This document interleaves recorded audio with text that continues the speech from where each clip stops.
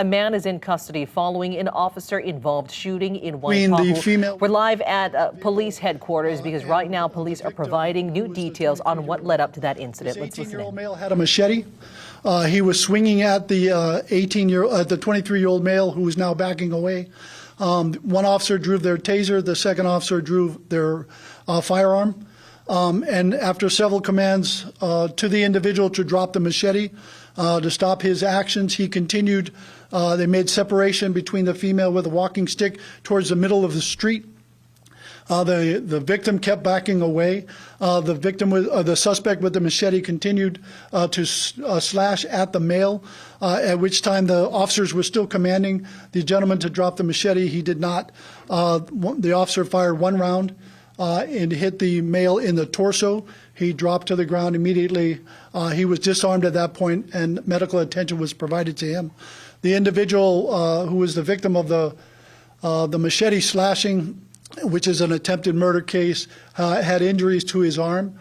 He is now in custody for abuse of household member incident. That was the original call. And the suspect who was shot in the torso has been arrested for attempted murder, and he is currently incarcerated at that point and time. The officers have 10 and 16 years, respectively, in the department. They are from the District 3 or Pearl City area. And this is, of course, there's an administrative investigation into the critical incident protocol that we have as standard policy. And that will. We've also offered administrative leave to the two officers that were involved. And at that time, I'll take any questions you may have. Sir. Could you give us the condition of the victim, or not victim, but the person that was shot in the torso? What is his current condition? His current condition, he's currently in the cell block as we speak. He's been released from the hospital with a gunshot wound in the torso. So it's not a critical incident, but it's still, he's under doctor's care, but right now he's in custody. He's been released from the hospital. Are these family members?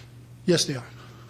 So the 18-year-old and the woman with the walking. The 23-year-old is not the family member. He is I don't know if he's related to, he claims that was his wife. I don't know if they're girlfriend, boyfriend, or married, but he is not an immediate family member. He's by marriage or a boyfriend of, the rest were all family members. So the female with a walking stick, the suspect with the machete are all family members, along with the female victim in the original abuse case. Does that make sense? The 18-year-old did actually strike the 23-year-old with the machete, and that 20-year-old was injured through that. Yes, he had injuries to his arms, which are consistent with defensive posture of trying to block the machete, yes.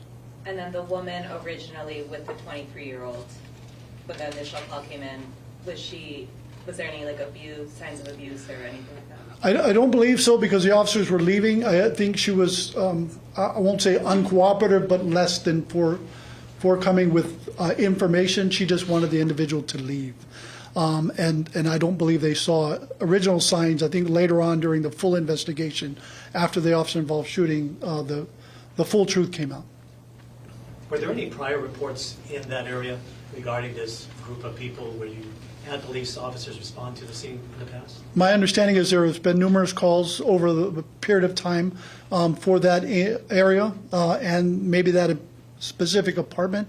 As to what exactly those are, I don't have that information yet. Do you have the ages of the female? We can get that. Yeah, we can get that. I don't know if it's the same age as the 23-year-old male. Chief, what about any officers? Can you tell us what type of injuries they sustained, if there was any? So both officers were not injured in this incident.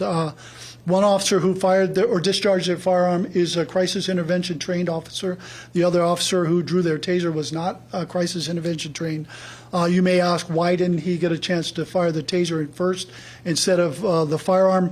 There was not time. It was a matter of seconds between the time the male appeared with the machete, attacked the individual. The officers had seconds to react before grave danger was to the victim of the machete attack.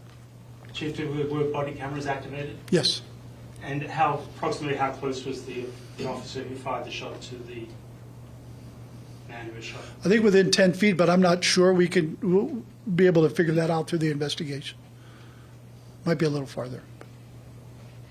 Again, you're just hearing from Honolulu Police. This is involving that incident that happened over the weekend. This was an officer-involved shooting that happened in Waipahu. We were listening in. This is now an attempted murder investigation. This was a family dispute, according to police. Now, there was an 18-year-old suspect that was involved, and he was a suspect shot by police. He apparently had a machete and attacked a 23-year-old man. Now, that 23-year-old man was originally called on for abuse of a household member. Now, there were officers involved, and according to police, the officers involved had 10 and 16 years with the department. They were not injured in that incident. Again, if you're just joining us, that incident happened at around 7 Sunday night at Aniani Place. Police say when they got to the scene, the suspect and the victim were in the middle of a family dispute. And as you just heard, 18-year-old man was armed with a machete attacking a 23-year-old man.